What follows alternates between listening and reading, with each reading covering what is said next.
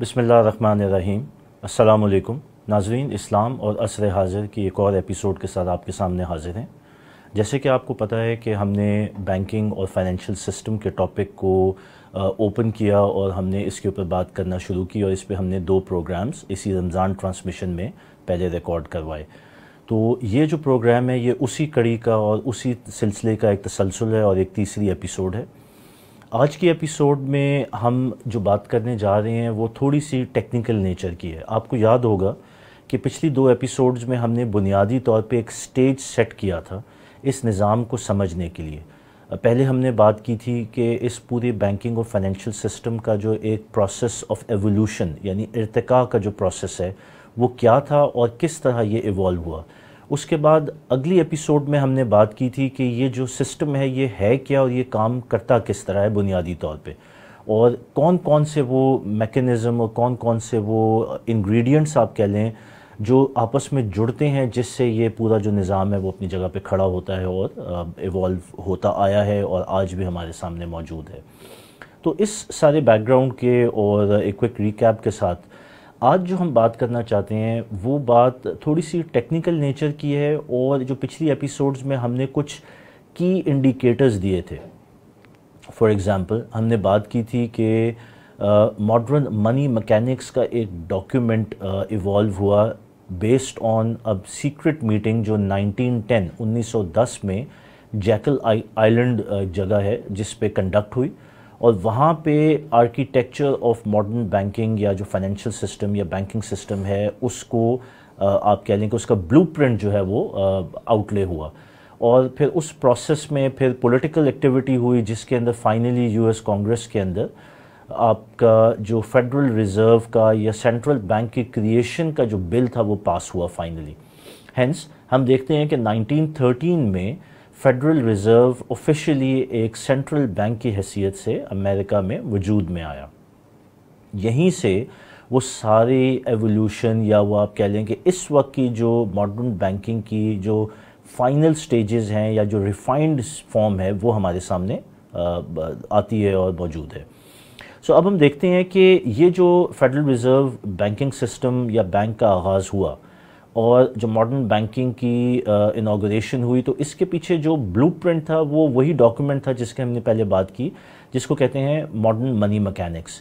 اس document کے اندر اصل میں کون سا وہ نظام ہے جو کہ انٹروڈیوس کرایا گیا، جو کہ آج پوری دنیا میں وداؤٹ اینی ایکسیپشنز موجود ہے as the system of governance, یعنی کہ دنیا کے اندر جب حکومتوں کے یا ملکوں کے اپنی مالیاتی ادارے یا اپنے سینٹرل بینکس جب آپریٹ کرتے ہیں تو وہ کون سے اس نظام کو رائج کرتے ہیں جس کے اوپر سینٹرل بینکس اور اس کے بعد کمرشل بینکس اور پھر پورا جو فائنینشیل سسٹم ہے وہ ملک کا آپریٹ ہوتا ہے۔ تو same system started from 1910 jackal island meeting, secret meeting, followed by creation of Federal Reserve in 1913 and then photocopied to the rest of the world، یعنی کہ پوری دنیا میں پھر وہ فوٹو کاپی ہوا اور وہ ایک ہی نظام رائج ہوا۔ آج ہم جس چیز کو دیکھیں گے وہ یہ ہے کہ یہ ماڈرن منی میکینکس کے ڈاکیومنٹ یا بلو پرنٹ کے اندر وہ کون سا نظام تھا جو انہوں نے رائج کیا، وہ کیسے کام کرتا ہے، اس کی ٹیکنیکل اورینٹیشن کیا ہے۔ ویری کوئکلی اگر ہم اس ماڈرن منی میکینکس کے ڈاکیومنٹ کو کھولیں اور ہم اپنے سامنے رکھیں تو اس کی جو اوپننگ سٹیٹمنٹ ہے وہ میں آپ کو پڑھ کے سنانا چاہتا ہوں کیونکہ اسی سے پھر ہماری اگلی بات جڑتی ہے۔ وہ یہ ہے کہ 1913 میں ماڈرن منی میکینکس کی فارمل انوگریشن ہوئی فیڈرل ریزرو میں۔ اوپننگ سٹیٹمنٹ ان کی یہ کہتی ہے کوٹ ان کوٹ، "The purpose of this booklet is to describe the basic process of money creation in a fractional reserve banking system"، یعنی کہ جو بنیادی اینٹ یا فاؤنڈیشن ہے اس بینکنگ سسٹم کی وہ فریکشنل ریزرو بینکنگ ہے۔ آج ہم انشاءاللہ پوری کوشش کریں گے کہ سمپلیفائڈ طریقے سے آپ کو سمجھائیں کہ یہ نظام اور یہ میکینزم کام کیسے کرتا ہے، یعنی کہ فریکشنل ریزرو بینکنگ سسٹم کام کیسے کرتی ہے۔ اس کا ہم آغاز کرتے ہیں اور کاوش یہی ہوگی کہ اس کو آسان طریقے سے آپ کے سامنے پیش کیا جائے تاکہ آپ اس کی بنیادی لیٹر اینڈ اسپرٹ میں اس کو سمجھ سکیں۔ دیکھیں، یہ سارے کا سارا پروسیس شروع ہوتا ہے اس بنیاد سے کہ حکومتوں کو یا کسی بھی اکانومی یا معاشرے کو پیسے کی ضرورت یا پیسے کی کریشن کی ضرورت ہوتی ہے۔ یہاں پہ ایک بنیادی بات میں آپ کے سامنے رکھنا چاہتا ہوں. جو لاجیکل تھنکنگ ہے وہ تو یہ کہتی ہے کہ ایک ملک اور ایک ملک کی اکانومی کی انٹرپریٹیشن یہ ہے کہ اس ملک کے وسائل کیا ہیں، اس ملک کے اندر کیا کیا آپ کے پاس ریسورسز اویلیبل ہیں. فار ایگزامپل جس کو ہم سمپل ورڈز میں گڈز اینڈ سروسز کہتے ہیں، پھر اس میں معدنیات آ جاتے ہیں، اس میں آپ کا ایگریکلچر آ جاتا ہے، آپ کی ہیومن ریسورس کی کوالٹی آ جاتی ہے، آپ کی ایجوکیشن آ جاتی ہے، پھر آپ کی انڈسٹریز آ جاتی ہیں جس میں آپ کی پروڈکشن سائڈ ہے، آپ کی دوسری انڈسٹریز جس طرح ٹیکسٹائل انڈسٹری ہے، میٹلرجی ہے، میٹلز کی انڈسٹری ہے، دین آپ کی فشنگ انڈسٹری ہے، پھر آپ کی ایگرو انڈسٹری ہے، آپ کی ٹورزم انڈسٹری ہے، اینڈ سو آن.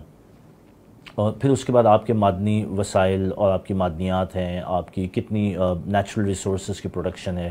جس طرح اگر ہم مڈل ایسٹرن کنٹریز میں جائیں تو وہاں پہ oil is a big asset. تو یہ وہ ساری ریسورسز ہوتی ہیں جو بنیادی طور پہ جس کی بیس پہ جو تشکیل چیز دی جاتی ہے وہ ہوتی ہے کہ یہ اکانومی ہے ایک ملک کی. اور ان سارے ہی ریسورسز، گڈز، سروسز، لیبر کو جب آپ جوائن کرتے ہیں تو ایک ملک کی معیشت بنتی ہے. لیکن یہ تو تھی logical thinking. Modern money mechanics یہ بات نہیں کرتا. Modern money mechanics, fractional reserve banking system اس چیز پہ قطعاً کھڑی نہیں ہوتی اور اکانومی کو ڈیفائن نہیں کرتی جس کی ہم نے ابھی بات کی. یہ کہتے ہیں کہ اگر اکانومی کا آپ نے سائیکل چلانا ہے یا سسٹم سٹارٹ کرنا ہے تو اس کے لیے بنیادی جو پہلی اینٹ ہوگی وہ ایک قرضہ ہوگی. جی بالکل، قرضہ بنیادی اینٹ ہوگی جس سے کسی بھی ملک کی معیشت کا پہیہ آگے بڑھے گا یا پہیہ کریٹ ہوگا ان دا فرسٹ پلیس. تو یہیں سے وہ کہتے ہیں نا ایبسرڈٹی کا آغاز ہوتا ہے اس سسٹم کے اندر. سو اب ہم آتے ہیں اور ہم کہتے ہیں کہ حکومت ہے اور حکومت کو پیسے کی ضرورت ہے کیونکہ حکومت نے اپنی فائنینشیل انڈسٹری یا اپنی اکانومی کو چلانا ہے.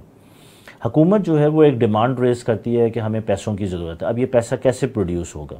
حکومت جو ہے وہ اسٹیٹ بینک یا سینٹرل بینک یا فیڈرل ریزرو بینک جو امریکہ میں ہے، حکومت آ کے ان کو کہتی ہے کہ جی ہمیں پیسے کی ضرورت ہے، آپ پیسہ کریٹ کر کے دیں. وہ کہتے ہیں ٹھیک ہے، کوئی مسئلہ نہیں ہے، آپ ایسا کریں کہ آپ ایک قرضہ کریٹ کریں. یہ حکومت کو اسٹیٹ بینک یا سینٹرل بینک یا فیڈرل ریزرو کہتا ہے. آپ ایک قرضہ کریٹ کریں جس کی آپ اصطلاحاً کہہ سکتے ہیں کہ یہ بانڈز ہیں، ٹریجری سیکیورٹیز ہیں، ٹریجری بلز ہیں، ٹی بلز ہیں. یہ ساری ان کی ٹیکنیکل اصطلاحات ہیں. بنیادی طور پہ جو سینٹرل بینک ہے یا اسٹیٹ بینک ہے وہ یہ کہہ رہا ہے کہ حکومت کو کہ جی آپ ایک قرضہ کریٹ کریں اور اس قرضے کا نام ایک بانڈ یا ٹی بل ہوگا. وہ قرضہ یا پرومسری نوٹ آپ ہمیں دیں گے اور جب آپ ہمیں دیں گے تو اس کے عوض ہم آپ کو پیسہ کریٹ کر کے دیں گے. سمجھنے کے لیے اگر ہم اس پروسیس کو ایسے رکھیں، حکومت کی پیسوں کی ضرورت ہے، حکومت نے وہ بانڈ کریٹ کیا یا ٹی بل کریٹ کیا اور وہ دے دیا سینٹرل بینک کو یا اسٹیٹ بینک کو یا فیڈرل ریزرو کو.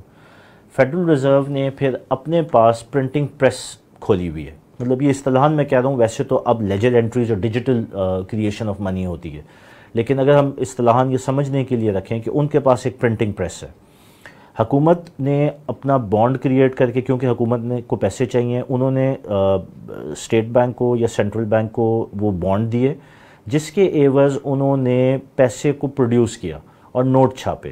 سو اگر ہم کہیں کہ 100 روپے کا ایک بانڈ حکومت نے ان کو دیا تو سینٹرل بینک 100 روپے کے نوٹ چھاپ کے حکومت کو واپس دے دے گی.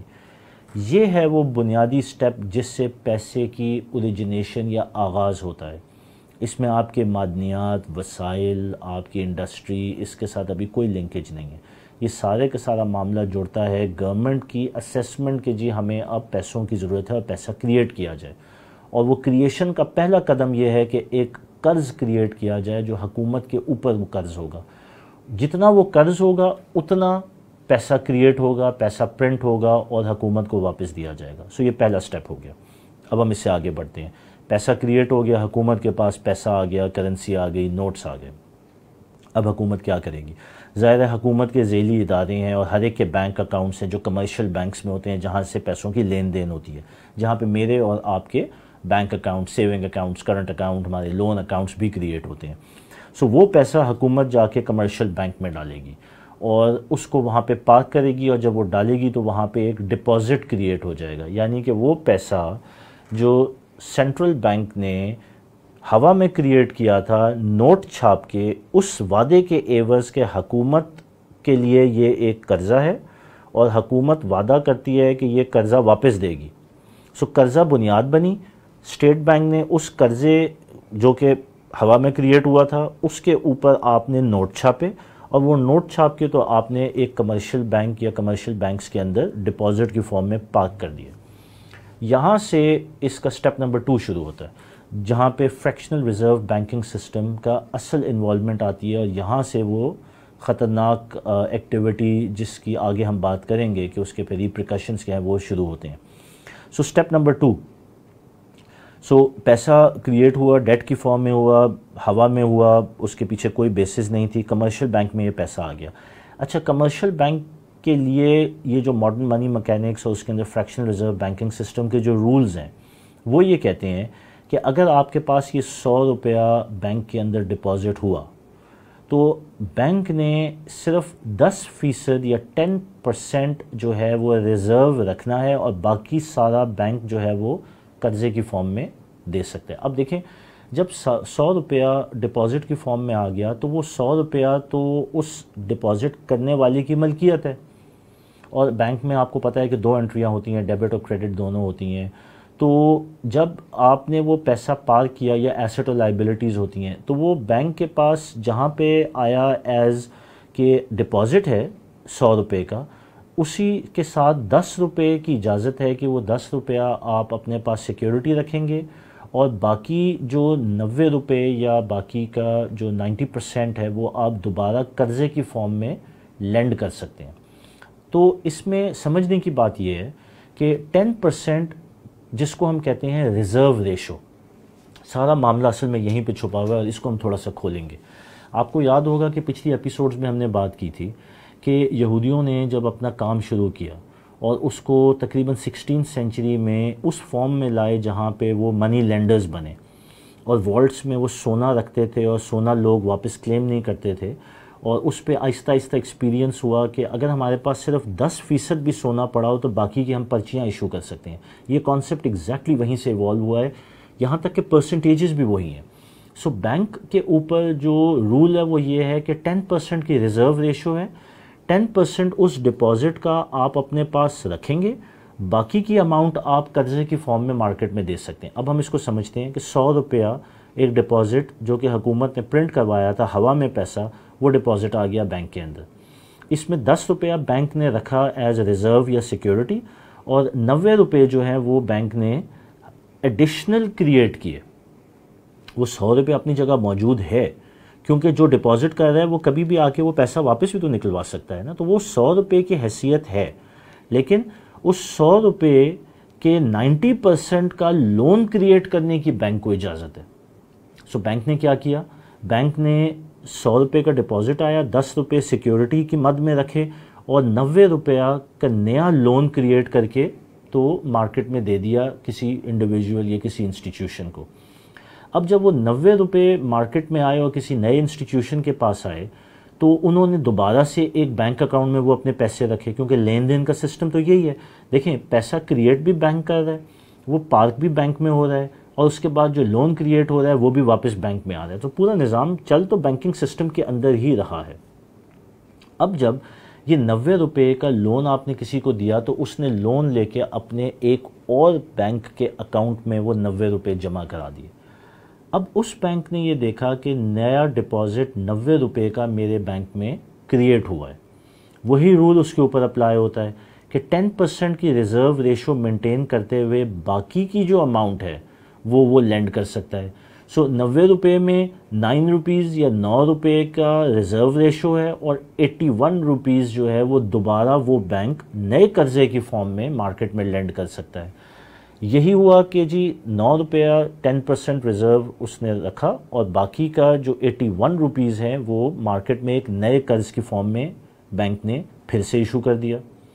اب جب یہ 81 روپی کا نیا قرضہ گیا، یہ قرضہ کسی نے لیا، پھر اس نے اپنے بینک اکاؤنٹ میں یہ پیسہ ڈال دیا، سو وہ پیسہ وہاں پہ ڈپازٹ بن گیا. یہ ایک پورا سائیکل ہے. سو فار ایگزامپل اگر ہم کہیں کہ تقریباً 8 روپے راؤنڈ فگر کر لیتے ہیں کہ پھر ریزرو ریشو میں رکھا اور باقی تقریباً کچھ 73 روپیز جو ہیں وہ پھر ایک نیا قرضہ بن گیا. سو آپ یہ پروسیس آگے اسی طرح چلتا جاتا ہے. قرضہ آتا ہے، وہ قرضہ لینے والا دوبارہ اپنے بینک اکاؤنٹ میں ڈالتا ہے، اس میں وہ ڈپازٹ کریٹ ہوتا ہے، اس پہ وہ بینک پھر جو ہے اپ ٹو 90% جو ہے وہ لون دے سکتا ہے اینڈ سو آن. اگر ہم اس میتھمیٹیکل کمپیوٹیشن کو چلاتے جائیں تو اس کا حاصل یہ ہوتا ہے کہ وہ جو 100 روپیہ جو حکومت نے پیسہ اسٹیٹ بینک کو قرضے کی فارم میں انسٹرکشنز دے کے کریٹ کروایا تھا، وہ 100 روپیہ جب اس بینکنگ سسٹم یا فریکشنل ریزرو بینکنگ سسٹم کے اندر آتا ہے اور اس میں وہ روٹیٹ ہوتا ہے، سو اینڈ پہ جو اماؤنٹ نکلتی ہے وہ 1000 روپے کے برابر ہے. یعنی کہ وہ 100 روپیہ کنورٹ ہو کے تو 1000 روپیہ بن جاتا ہے اس فریکشنل ریزرو بینکنگ سسٹم کے اندر. یہ کیوں ہوتا ہے؟ اس کے پیچھے کوئی لاجک نہیں ہے، بس یہ میکنزم ہے جو کہ بینکوں کو اجازت دیتا ہے کہ آپ ہوا میں پیسہ کریٹ کر سکتے ہیں، اور وہ کرتے ہیں. اور یہی وہ پرنسپل ہے جو ہمارے ادھر بھی رائج ہے، جس کو M1 کہتے ہیں، منی سپلائی. یہی سسٹم دنیا میں ہر جگہ ہے، یہی US میں بھی ہے، یہی فیڈرل ریزرو میں بھی ہے، اور باقی سارے ملکوں کے اندر بھی ہے.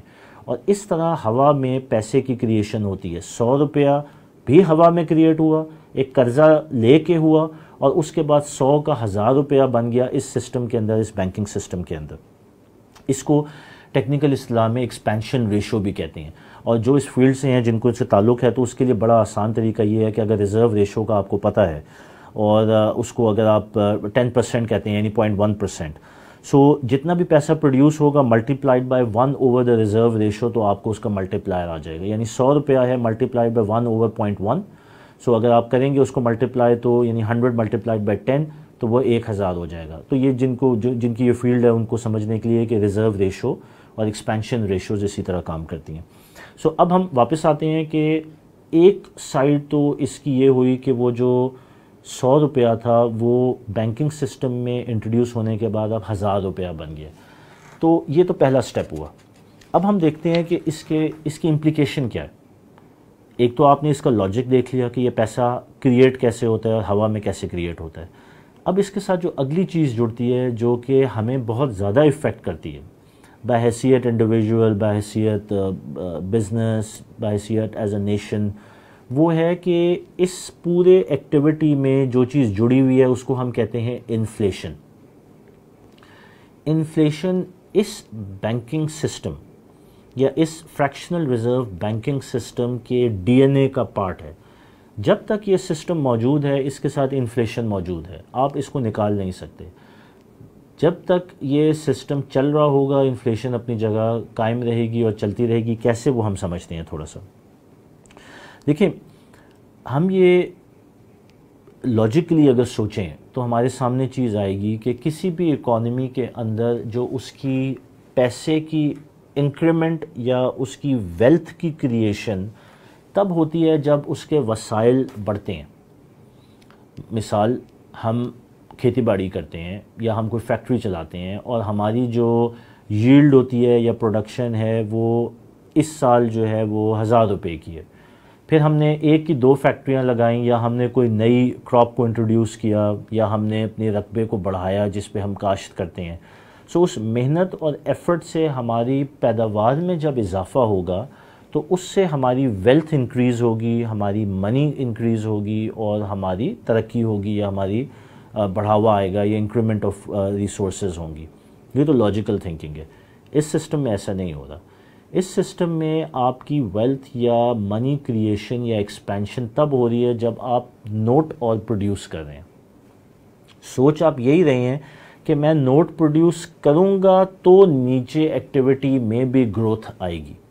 لیکن جب آپ یہ کرتے ہیں تو اس سے ہو کیا رہا ہے؟ دیکھیں، نوٹ جب زیادہ پروڈیوس کر رہے ہیں اور انڈر لائنگ یا نیچے کی ایکٹیویٹی پہ آپ کا کنٹرول نہیں ہے تو اس میں پیسہ مارکیٹ میں زیادہ ہوگا اور اس پیسے کی قدر جو ہے وہ گھٹنا شروع ہوگی. اب ہم اس کو دوبارہ سے ایک اور مثال سے لیتے ہیں. دیکھیں، ہم نے پہلے بات کی کہ ایک قرضہ آپ نے کریٹ کیا اور اس قرضے کے اوپر آپ نے نوٹ چھاپے اور پیسہ کریٹ کیا. اب یہ پیسہ کریٹ ہو گیا، لیکن جب اس کو آپ نے بینکنگ سسٹم میں ڈالا تو 100 کا 1000 بن گیا.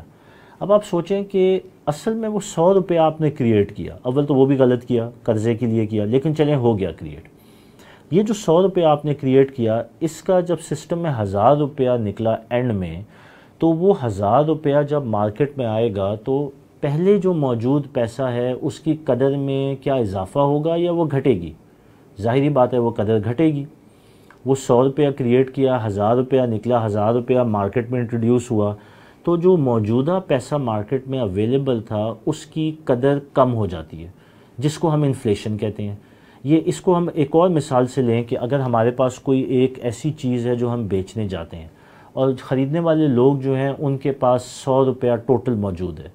اب اگر وہی ایک چیز بیچنے کے لیے اویلیبل ہے اور 100 روپیہ مارکیٹ میں ہے، لیکن ایک انڈیویژول آتا ہے اور وہ کہتا ہے کہ میں آپ سب کو اور 1000 روپیہ بھی دے دیتا ہوں.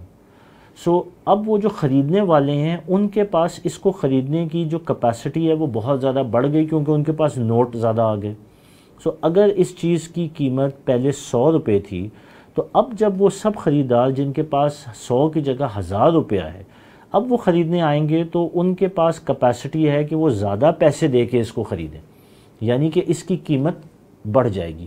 یہی ہم اگر روزمرہ کی زندگی میں دیکھیں کہ ہم جب منتھ آن منتھ یا ایئر آفٹر ایئر دیکھتے ہیں تو چیزوں کی قیمتوں میں بتدریج اضافہ ہوتا جا رہا ہے. کبھی بھی ہم نے یہ نہیں دیکھا کہ کوئی چیز پچھلے سال کی نسبت اگلے سال جو ہے وہ سستی ہوئی ہو، وہ بڑھتی ہی جاتی ہے. یہ ہم کہتے ہیں کہ انفلیشن ہے. اور یہ کیوں ہو رہا ہے؟ کیونکہ پیچھے جو مشین آپ نے لگائی ہوئی ہے، جو اکنامک سسٹم ہے یا فائنینشیل سسٹم ہے، وہ کام ہی اس طرح کرتا ہے کہ وہ پیسے کو پروڈیوس کر رہا ہے. پیسے کو پروڈیوس کر رہا ہے، حکومت نوٹ چھاپ رہی ہے، نوٹ چھاپ کے بینکنگ سسٹم میں آ رہا ہے. بینکنگ سسٹم جو ہے اس کو 1 کا 10 گنا بڑھا کے مارکیٹ میں فلوٹ کر رہا ہے. اب مارکیٹ میں جو پیسے کی سپلائی ہے وہ بڑھ گئی.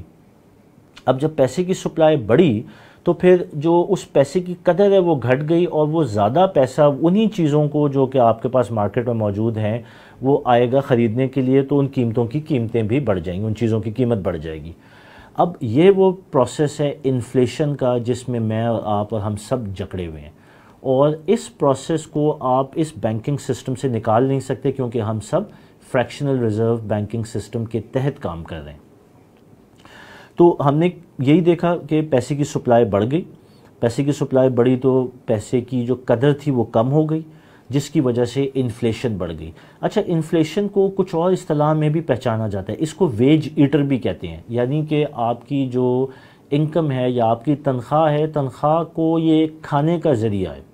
کیونکہ اگر میری تنخواہ 10,000 ہے تو اگلے سال تنخواہ 10,000 ہوگی، لیکن مارکیٹ میں اشیاء کی قیمت جو ہے ہو سکتا ہے اس 10,000 کی عوض 20,000 ہو چکی ہو یا 15,000 ہو چکی ہو. تو ویج ایٹر یا تنخواہ کو کھانے کا ایک میکنزم بھی کہتے ہیں اس کو، جو یہ انفلیشن ہے. اس کو ایک اور مت میں کہتے ہیں کہ یہ ہر انڈیویژول کے اوپر ایک ٹیکس کے طریقہ بھی ہے. کیونکہ دیکھیں، یاد رکھیں کہ یہ جو پیسے کی پروڈکشن ہے یہ تو پیچھے حکومت کر رہی ہوتی ہے. تو حکومت جو پیسہ زیادہ پروڈیوس کرتی ہے تو ایک لحاظ سے وہ میرے اور آپ کے اوپر یا اداروں کے اوپر یا انڈیویژولز کے اوپر ایک ٹیکس ہوتا ہے. کیونکہ ہمارے پاس جو پیسہ ہمارے اکاؤنٹ میں یا ہماری سیلری کے فارم میں آ رہا ہوتا ہے اس کی بتدریج جو ہے ویلیو یا قدر میں وہ گھٹ رہی ہوتی ہے. یہ ایک لحاظ سے وہ ہماری پرچیزنگ پاور ہے یا ہماری وہ کیپیسٹی ہے خریداری کی، جو کہ ہر ٹائم گزرتے ہوئے ٹائم کے ساتھ گھٹتی جا رہی ہے. ہم اس کو اس لیے کہتے ہیں کہ یہ ایک طرح کا ٹیکس بھی ہے جو ہماری انکم کے اوپر لگایا جاتا ہے.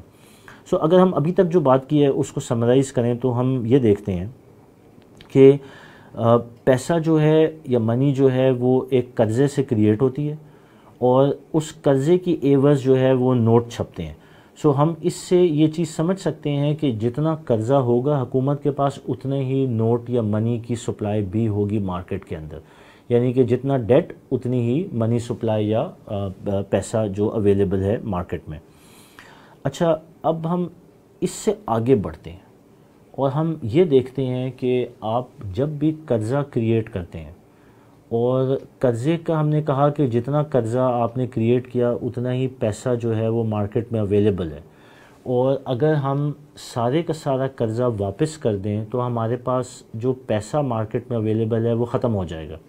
یعنی کہ ڈیٹ یعنی قرضہ برابر ہے اس پیسے کے یا منی سپلائی کے جو کہ مارکیٹ میں اویلیبل ہے.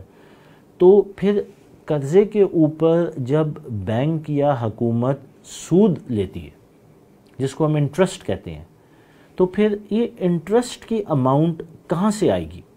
مثلاً ہم نے پھر وہ جو اگزامپل لی تھی اس پہ واپس آتے ہیں کہ حکومت نے قرضہ کریٹ کیا اور وہ بانڈ یا ٹی بل سینٹرل بینک کو دیا، جس کے عوض اس نے نوٹ چھاپے، 100 روپے کا قرضہ، 100 روپے کے نوٹ چھاپے۔ اب 100 روپے کا قرضہ اور نوٹ تو برابر ہیں، لیکن اگر اس قرضے کے اوپر شرح سود بھی ڈال دیں تو اس کا پیسہ تو کریٹ ہی نہیں ہوا۔ تو یہ جو انٹرسٹ ہے یا یہ جو سود کا پیسہ ہے، یہ کیسے واپس کریں گے؟ یہ تو اس سسٹم میں کبھی پیدا ہی نہیں ہوا تھا۔ اور میں آپ کو مزے کی بات بتاؤں کہ یہ جو سود کا پیسہ ہے یہ سسٹم میں کبھی ایگزسٹ ہی نہیں کرتا، یہ موجود ہی نہیں ہوتا ہے۔ یہ کیسے سود واپس دیا جاتا ہے؟ اس سود کی اماؤنٹ کو پورا کرنے کے لیے حکومتیں اور قرضہ دیتی ہیں اور نوٹ چھاپتی ہیں اور نوٹ سسٹم میں جاتے ہیں، تاکہ جب آپ کا اصل قرضہ بما سود واپس کرنا ہو تو اور جو آپ نے لون دیا ہوا ہے اس کی اماؤنٹ میں سے اس کو واپس کر دیں، اور پھر ایک شارٹ فال اس سسٹم کے اندر موجود ہو۔ یعنی کہ اس پورے نظام کے اندر مسلسل ایک پیسے کی شارٹیج کو کریٹ کیا جاتا ہے، اور اس شارٹیج کو پورا کرنے کے لیے نئے قرضوں کی ڈیمانڈ ہر وقت حکومت کے پاس موجود ہوتی ہے، کیونکہ اس سود کی اماؤنٹ کو بھی اس سسٹم میں پورا کرنا ہے۔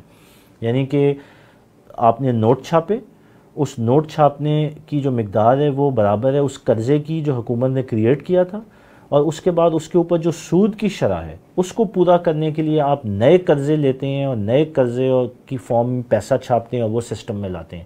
یعنی کہ ایک مسلسل ایک پروسیس ہے اور ایک ویشیس سائیکل ہے جس میں ہم سب پھنسے ہوئے ہیں۔ اب اس میں ہوتا کیا ہے دیکھیں، کیونکہ ہر وقت اس پیسے کی سپلائی کی شارٹیج ہے، تو اس کی وجہ سے آپ اور زیادہ نوٹ چھاپتے ہیں، جس سے فردر انفلیشن بلڈ ہوتی ہے۔ یعنی کہ وہ جو انفلیشن کی بلا ہے وہ صرف اس لیے نہیں کہ فریکشنل ریزرو بینکنگ سسٹم میں 100 کا 1000 ہو جاتا ہے، بلکہ اس لیے بھی کہ اس 1000 کے اوپر جو سود کی شرح ہے اس کو پورا کرنے کے لیے آپ کے پاس سسٹم میں پیسہ نہیں ہے، اور آپ نے پھر اور قرضہ لے کے نوٹ چھاپنے ہیں، وہ نوٹ چھاپ کے سسٹم میں دینے ہیں تاکہ موجودہ قرضوں کی واپسی بما سود کو پورا کیا جا سکے، یعنی کہ مقدار یا ٹوٹل اماؤنٹ کو ہم پورا کر سکیں۔ تو یہ ایک ایسا پروسیس ہے جس کے اندر ہم بالکل جکڑے ہوئے ہیں اور پھنسے ہوئے ہیں، اور یہ مسلسل چلے جا رہا ہے، اور انفلیشن مسلسل موجود ہے، ہماری پرچیزنگ پاور یا کیپیسٹی مسلسل گھٹتی جا رہی ہے، اور اس سے ہم باہر نہیں نکل سکتے۔ جب تک یہ سسٹم موجود ہے ہم اس کے اندر پھنسے ہوئے ہیں۔ تو ہم نے یہ دیکھا کہ یہ جو سارا کچھ ہو رہا ہے، اس سارے کچھ کا اینڈ رزلٹ پھر کیا ہوتا ہے؟ اس کا اینڈ رزلٹ یہ ہوتا ہے کہ کہیں نہ کہیں کسی جگہ پہ جب وہ پیسے کی ریکوائرمنٹ زیادہ اور سپلائی کم ہوتی ہے تو آپ کو فائنینشیل کرائسس یا ڈیفالٹس یا بینکرپسیز ہوتی ہوئی نظر آتی ہیں۔ سیدھی سی بات ہے، دیکھیں 100 روپے موجود ہیں ایک سسٹم کے اندر، ڈیمانڈ ہے 110 کی، تو اگر 100 روپے اور 110 کی ڈیمانڈ ہے تو 100 کی ڈیمانڈ تو وہ پورا کر لے گا، وہ جو 100 روپے، وہ جو 10 روپے ہے وہ تو ہمیشہ ہی شارٹ فال میں رہے گا۔ اس 10 روپے کو پورا کر رہے ہیں آپ اور پیسہ چھاپ کے، لیکن کبھی اگر اس سپلائی کی پروویژننگ یا اس کی جو وہ ایشوئنس ہے اس میں کوئی گیپ آئے، کوئی ڈیلے آئے، کوئی مارکیٹ کنڈیشنز ایسی ہوں، تو وہ جو 10 روپے کا گیپ ہے وہ اپنی جگہ پہ رزلٹ کرے گا کہ کسی نہ کسی کے پاس وہ پیسہ نہیں آئے گا، اس کو کوئی قرض نہیں ملے گا، اس کو لیکویڈیٹی کرائسس ہو جائے گا، جو کہ اصطلاحات فائنینشیل مارکیٹس میں یوز ہوتی ہیں، اور وہ 10 روپے نہ ملنے کی وجہ سے بینکرپٹ ہو جائے گا، ڈیفالٹ ہو جائے گا، یا وہ کاروبار جو ہے وہ فلاپ ہو کے ٹھپ ہو جائے گا۔ سو اس نظام کے اندر فائنینشیل کرائسس، بینکرپسیز اور ڈیفالٹس جو ہیں وہ اس کے ڈی این اے کے اندر جڑے ہوئے ہیں، یہ بھی ہمیں ذہن میں رکھنا ہے۔ اچھا، اس کے ساتھ ساتھ آپ یہ بھی دیکھیں کہ جن لوگوں کے پاس پیسہ کریٹ کرنے اور وہ نوٹ چھاپنے کا اختیار ہے ان کے پاس کتنی بڑی طاقت ہے۔ اگر وہ کہیں پہ فائنینشیل کرائسس کریٹ کرنا چاہیں تو ان کے لیے صرف اتنا ہی کرنا ہے کہ وہ جو پیسے کے پیچھے سے سپلائی ہے جو ہمیشہ شارٹیج میں رہتی ہے، اور نئے قرضے اور نئے نوٹ چھاپ کے اس سپلائی کو پورا کیا جاتا ہے، اس سپلائی کو وہ روک لیں، یا اس کو سلو کر دیں. جب وہ سلو کریں گے تو سسٹم کے اندر کیونکہ پہلے ہی شارٹیج ہر وقت موجود ہوتی ہے، وہ جب اور شارٹیج ہوگی تو وہاں پہ بینکرپسیز ہونا شروع ہوں گی، اور اس کے ساتھ ساتھ ایک سسٹمیٹک کولیپس بھی مارکیٹ کے اندر آنا شروع ہوگا. اور یہ وہ طاقت ہے جو حکومت سے زیادہ اس پیسہ مینیج کرنے، پیسہ کو کریٹ کرنے والی اتھارٹیز کے پاس موجود ہوتا ہے، لیکن نظر نہیں آتا. یہ پورا سکیم اور پلان بنائی ہی اسی طرح گئی ہے کہ اصل پلانرز اور آرکیٹیکٹس یا کنٹرولرز پیچھے چھپ کے بیٹھے رہیں، اور سامنے فیس کے اوپر حکومت آئے، حکومت گڈ پرفارمنس دکھائے، بیڈ پرفارمنس دکھائے، فائنینشیل مس مینجمنٹ کا شکار ہو، گروتھ پروجیکٹس کو سسٹین کرے یا نہ کرے، یا فائنینشیل کرائسس میں مبتلا ہو کے ڈوب جائے. اس سارے کچھ کا کنٹرول حکومت سے زیادہ پیسہ کریٹ کرنے والے اور سپلائی کرنے والی اتھارٹی یا طاقتوں کے ہاتھ میں ہوتا ہے. اور یہی وہ پہلا ہی ہنٹ ہے جو ہمارے سامنے آئی کہ یہ جو پورا نظام ہے، اس نظام کے اندر کچھ گڑبڑ ضرور ہے، یہ لاجیکلی آپریٹ نہیں کرتا ہے. اور اب ہم تھوڑا سا جب آگے چلیں گے تو ہم دیکھیں گے کہ یہ کہیں نہ کہیں کسی کے مفاد کو، کہیں پہ کنٹرول میکینزم کو سپورٹ کر رہا ہوتا ہے. سو ہم نے یہ بات کی کہ ابھی تک جو ہم نے چیز کی کہ ہمیں مسلسل یہ پیسہ پرنٹ کرنے اور کریٹ کرنے کی ضرورت ہے، اور مسلسل یہ جو پیسہ کریٹ ہو رہا ہوتا ہے اس سے ہماری چیزوں کی ویلیو، ہماری محنت، ہماری تنخواہ، ہمارے اثاثے، ہماری انکم، یہ سارا کچھ ایروڈ ہو رہا ہوتا ہے. اور آہستہ آہستہ ہم ایک ایسی پوزیشن میں آ رہے ہوتے ہیں جس وقت ہم ہر وقت ان اہداف کو میٹ کرنے، ان پرسنل فائنینشیل گولز کو میٹ کرنے کے لیے دوڑ رہے ہوتے ہیں. ہم ایک اینڈلیس دوڑ میں لگے ہوئے ہیں جس میں ہم محنت کرتے ہیں. محنت اس لیے کرتے ہیں تاکہ ہم اور وسائل کو اکٹھا کریں، تاکہ ہم اپنے بچوں کی اچھی ایجوکیشن کر سکیں، ہم گھر خرید سکیں، ہم گاڑی خرید سکیں، ہم اپنے لائف سٹائل کو بہتر کر سکیں. لیکن وہ طاقتیں جو کہ پیسہ کریٹ کرنے کی پاور رکھتی ہیں، انہوں نے یہ فائنینشیل سسٹم ہی ایسا بنایا ہے کہ اس میں ہر وقت انفلیشن موجود ہوتی ہے، اور ہم جب اپنے ایک ہدف کو پورا کرتے ہیں تو اس ہدف کی جو اینڈ پروڈکٹ ہے، مثال ہم نے گاڑی خریدنی ہے. آج ایک گھر ہے، گھر کے میاں بیوی ہیں جو کہ نوکری کرتے ہیں، کام کرتے ہیں، اور انہوں نے ہدف یہ بنایا کہ ہم اپنی پیسوں کو سیو کر کے تو یہ گاڑی خریدیں گے، اور مثال کے طور پہ گاڑی 20 لاکھ کی ہے، اور انہوں نے سیونگز کی، پیسے اکٹھے کیے، ساری محنت کی، اور اس کو پیسے کو جمع کیا کہ ہم نے یہ 20 لاکھ کی گاڑی خریدنی ہے.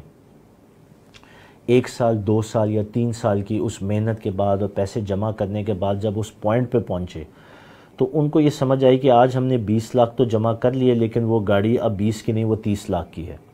یعنی کہ اس محنت کی اجرت کا جو بینیفٹ ملنا تھا وہ اس انفلیشن کے سسٹم نے ایروڈ کر دیا. اور یہ جو لوگ ہیں جو کہ بیسکلی پوری بنی نوع انسان ہے، کاروبار ہے، سسٹم ہے، جو انڈیویجولز ہیں جس کے دوسرے اینڈ کے اوپر، وہ مسلسل دوڑ میں لگے ہوئے ہیں اور محنت کر رہے ہیں کہ ہم کہیں نہ کہیں اپنے اس مقاصد کو حاصل کریں، اور یہ نظام آگے بھاگ رہا ہے.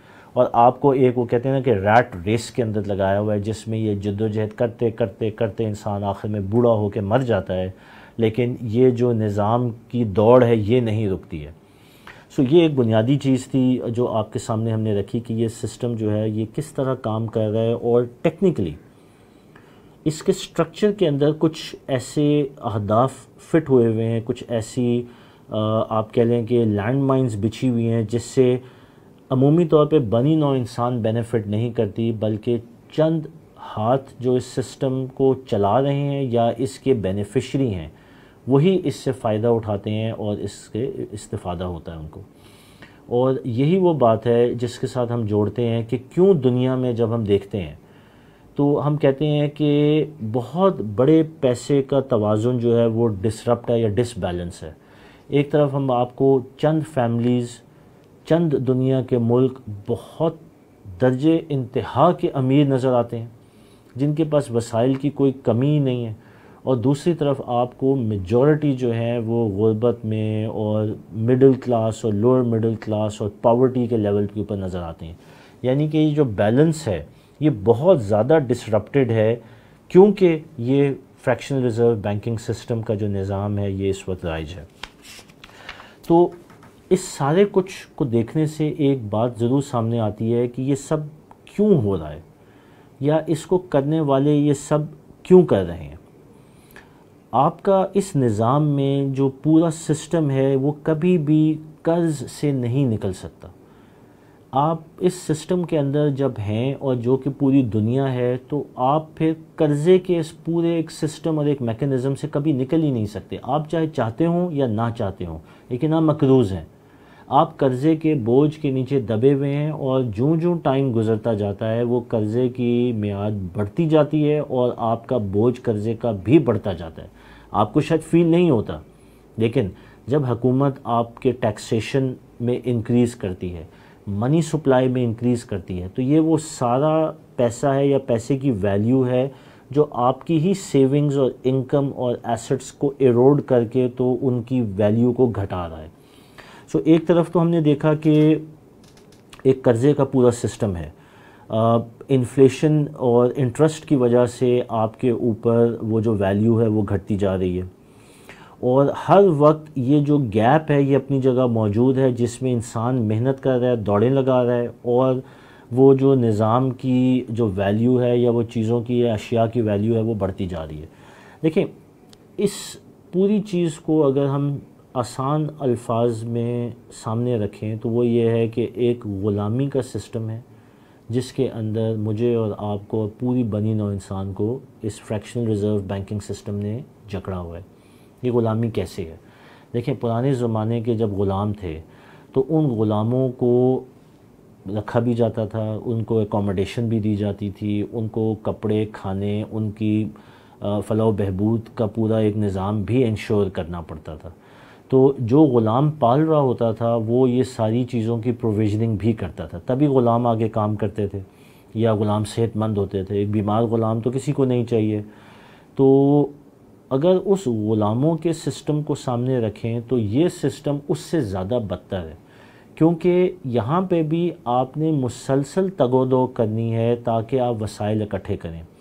وہ جو وسائل اکٹھے کر رہے ہیں اس کی جو قدر ہے وہ مسلسل گھٹتی جا رہی ہے، کیونکہ پیسے کے کریشن کا جو نظام ہے، جو اس کے پیچھے لوگ بیٹھے ہوئے ہیں، اصل میں تو وہ اس سے فائدہ اٹھا رہے ہیں جو آپ وسائل اکٹھے کر رہے ہیں۔ لیکن ایک فرق یہ ہے کہ پہلے جو غلام ہوتے تھے ان کو تو غلام کا جو مالک تھا وہی کپڑا، کھانا، شیلٹر دیتا تھا۔ یہاں پہ وہ بھی سارا کام آپ نے خود کرنا ہے، یعنی کہ وہ جو سارے آپ کے خرچے، آپ کے کھانا، آپ کا گھر، آپ کی زندگی، آپ کے کپڑے، آپ کے ایجوکیشن، لائف سٹائل کے خرچے نکال کے جو باقی کی ساری بچتی ہے، ایک تو وہ بھی خود آپ نے میٹ کرنا ہے، اور جو باقی کی ساری بچتی ہے، جو ویلیو ہوتی ہے، اس کا ایک بڑا حصہ نکال کے تو انہی آقاؤں کے پاس یا انہی مالکان کے پاس چلا جاتا ہے، لیکن ہمیں سمجھ نہیں آتا۔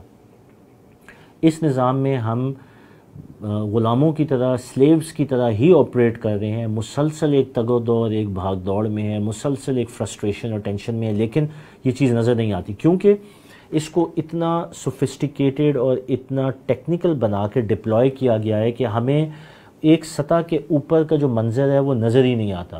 Or visibility is not beyond that screen جو کہ کریٹ کی ہوئی ہے۔ اور دیکھیں، یہاں پہ وہ اصل چیز ہے کہ یہ جو طاقت کا ایک توازن ہمیں سامنے نظر آتا ہے دنیا کے اندر، جہاں پہ چند لوگ، چند ممالک انتہا کے طاقتور ہیں اور امیر ہیں، اور باقی سارے جو ہیں وہ غریب ہیں یا مشکل حالات میں ہیں یا بھاگ رہے ہیں یا نوکریاں کر رہے ہیں۔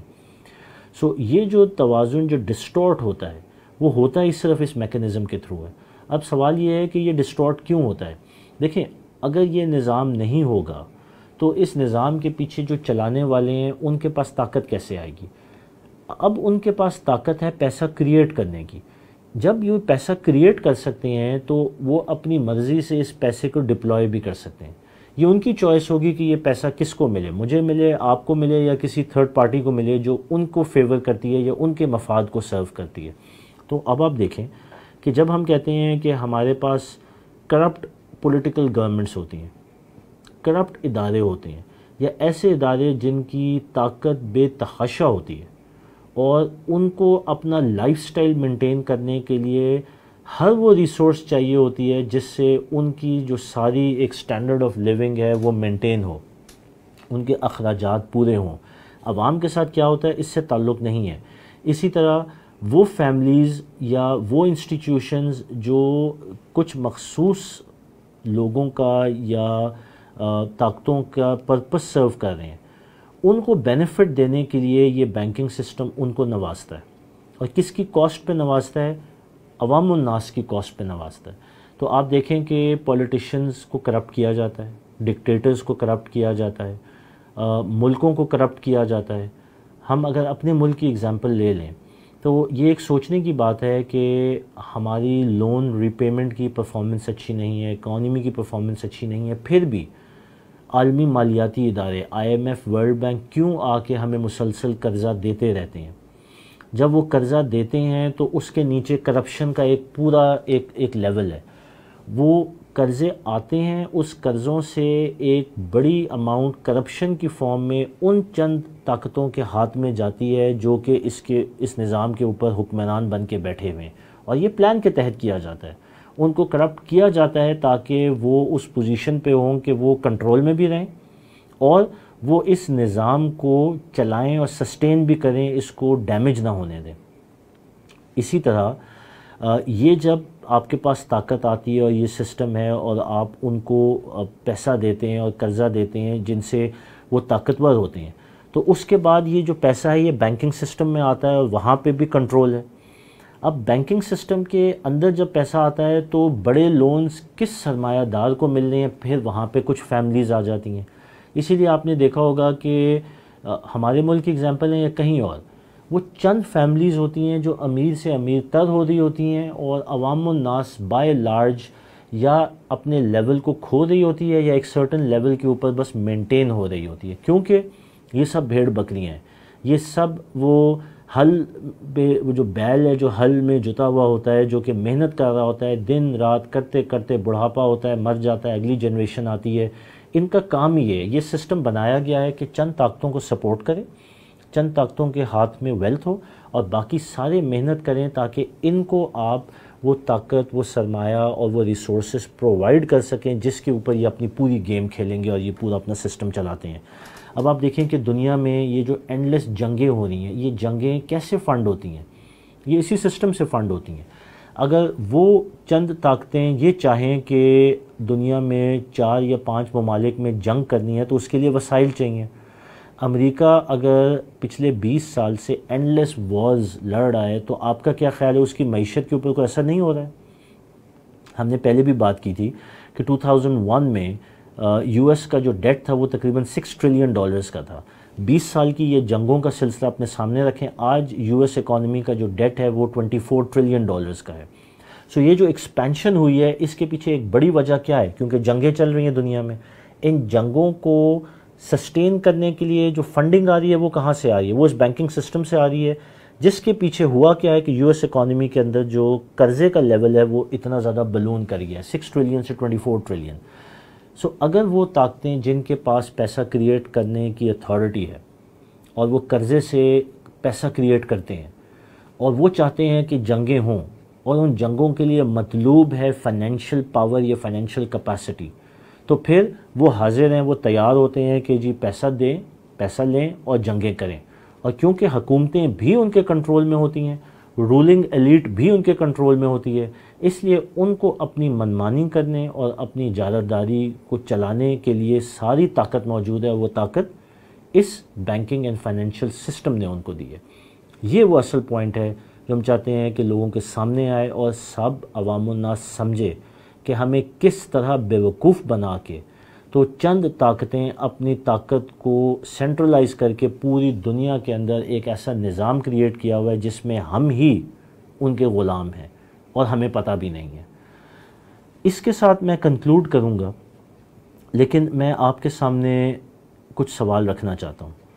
ایک تو یہ کہ کیا ان چھپی ہوئی طاقتوں کا جو کہ اس نظام کو چلاتی ہیں، اس نظام کو اون کرتی ہیں، پیسے کی کریشن کی اتھارٹی جن کے پاس ہوتی ہے، کیا ان کے صرف یہی اہداف ہیں کہ اپنے لائف سٹائل کو انکریز کریں، اپنی پاور کو انکریز کریں، اپنی ویلتھ کو انکریز کریں اور enslavement of mankind in general create کریں، یا پھر کیا ان کے کچھ اور اہداف بھی ہیں؟ کیا ان کے اہداف کچھ اس سے اوپر بڑھ کے ہیں؟ اس کے ساتھ کیا کوئی ایسا شیطانی عمل بھی جڑا ہوا ہے جو کہ ہم فتنہ دجال کے ساتھ لنک کر سکتے ہیں؟ کیا ہم اس کو ان احادیث کے ساتھ لنک کر سکتے ہیں جو دور فتن کے بارے میں ہمارے سامنے موجود ہیں؟ اور کیا ہم اس کو ان عزائم کے ساتھ بھی لنک کر سکتے ہیں جس کی ہمیں قرآن انڈیکیشن دیتا ہے شیطان کے اس ڈائیلاگ سے جو بنی آدم کے کریشن کے ٹائم پہ ہوا، جس پہ اللہ کو اس نے چیلنج دیا اور پھر اس نے یہ پرمیشن لیے یا ٹائم لیا کہ میں اس پوری بنی نوع انسان کو فیل کروں گا، ثابت کروں گا کہ یہ اس قابل نہیں تھے کہ وہ جو امارت ہے، وہ خلافت ہے، وہ انسان کو ملے۔ تو شیطان کا وہ ڈائیلاگ اور وہ رول بھی کیا اس کے ساتھ جڑا ہوا ہے؟ یہ وہ چیزیں ہیں جو ہمیں سمجھنی ہیں، اور اس کے اندر ہم نے وہ کردار بھی دیکھنے ہیں جو اس بینکنگ سسٹم کے بھی پیچھے ہیں، اس سسٹم کے میکنزم کو بنانے، ڈپلوائے کرنے اور آج ہمیں یہاں تک پہنچانے کے پیچھے بھی ہیں۔ اور یہ وہی لاٹ ہے جس کو اللہ تعالیٰ نے قرآن میں آئیڈینٹیفائی کیا کہ یہ حزب الشیطان کے کور سپورٹرز ہیں جو دنیا میں موجود ہیں۔ یہ دو چیزوں کو ہم کنورج کریں گے تاکہ ہمیں پتہ ہو کہ حزب الشیطان کی آئیڈینٹی اور حزب الشیطان کا موڈس آپرینڈی یعنی طریقہ واردات، ان دونوں کو ہم سامنے رکھیں گے اور پھر ہم دیکھیں گے کہ جی اصل میں حزب الشیطان کی آئیڈینٹی ہے کیا، وہ کون ہے، وہ کہاں سے آئے، کیسے ایوالو ہوئے اور آج ہمارے اوپر کیسے وہ حکومت کر رہے ہیں۔ تو انشاءاللہ اگلی ایپیسوڈ میں ہم کچھ ان کڑیوں کو جو کہ ہم نے پچھلی 3 ایپیسوڈز میں بلڈ کی ہیں، اس میکنزم کو، اس فائنینشیل سسٹم کو، اس فریکشنل ریزرو بینکنگ سسٹم کو، ان جوئش فیملیز کو اور ان کے لنکیجز کو، اور جو بینکنگ کا سسٹم اور اس کے پیچھے جو فیملیز اور ان کا جو ارتقاء ہوا، اس سارے کو کوشش کریں گے کہ سمرائز کر کے نٹ شیل میں رکھ کے تو پوزیشن کریں کہ کیوں اللہ اور اللہ کے رسول صلی اللہ علیہ وسلم ہمیں بار بار وارن کرتے ہیں کہ یہ جو سود کا نظام ہے، یہ ربا کا نظام ہے، یہ اللہ اور اللہ کے رسول سے کھلی جنگ ہے۔ اس پہ مجھے بھی سوچنا ہے، آپ کو بھی سوچنا ہے، اور اس دعا کے ساتھ کہ اللہ ہم سب کو سمجھنے کی اور صراط مستقیم پہ چلنے کی ہدایت دے۔ اس کے ساتھ میں آپ سے اجازت لوں گا، آپ کا میزبان کیوان انور۔ جزاک اللہ، السلام علیکم۔ سبحان اللہ والحمد للہ۔